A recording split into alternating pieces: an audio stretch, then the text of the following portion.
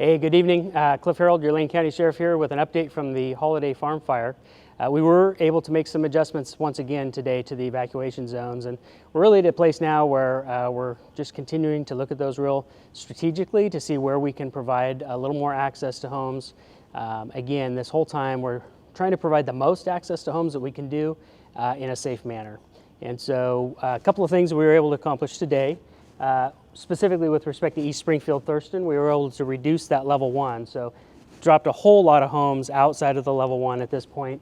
The folks from the fire, they're still talking to us about the activity that's going on down here. They actually use a better map that shows what the fire's doing. So this level 1's going to stay in place, but it's just a level 1. They're still working on firming up the lines that they want to make sure that there's containment on the fire.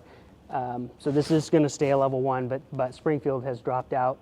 And then a lot along the Mohawk Valley, we're continuing that in a level 2, but we're going to take a look at that and see if maybe that can be dropped down to a 1 in the future.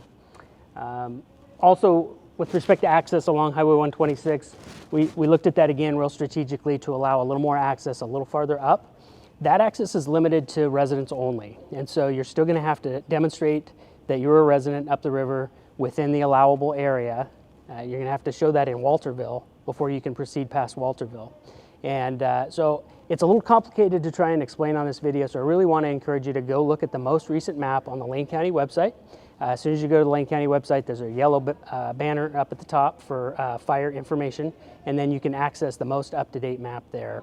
Take a look at that. If you're within that new boundary that's been reduced to a Zone 2, take something that demonstrates that you in fact do live there. And then you can travel up to your home.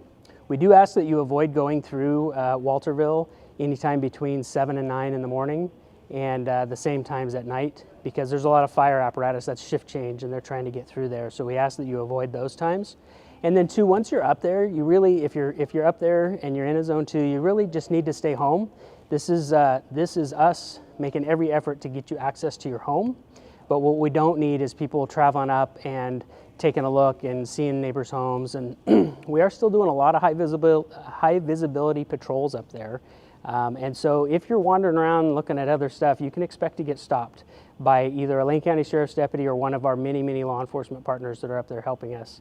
There's a lot of patrols, keeping an eye on folks' homes up there right now. Speaking of that, we continue to just have tremendous partnership. I'm so thankful for all the terrific law enforcement partners that have helped us. The Oregon State Sheriff's Association in particular is providing us resources from around the state. Frankly, there's many different sheriffs in the state of Oregon that are making plans to send us some help. And in particular, the Deschutes County Sheriff's Office has just been such a good partner on the east side. It is difficult for us to access the east side. We continue to have safety hazards along the highway. In fact, when we send deputies up to work on the east side, they're having to go up and through Sweet Home and around on Highway 20 just because there's so many hazards coming down on the highway. Frankly, we're thinking it's a shorter trip to go around the long way than to get held up by some of the hazards that are coming down on the highway. So the Deschutes County Sheriff's Office is actually continuing to send resources to us to help us out on that upper east side, so the McKenzie Bridge, Blue River side. They've sent a lieutenant there now to sort of establish a base of operations and help us to continue to get more and more organized over our law enforcement presence up there. So thankful to law enforcement partners, thankful to the community. We recognize, as we've said many times, this is a historic, unprecedented event. It's really significant. This is a very large fire, and we recognize that this is going on, to be honest, I've lost track of the number of days, but quite a while.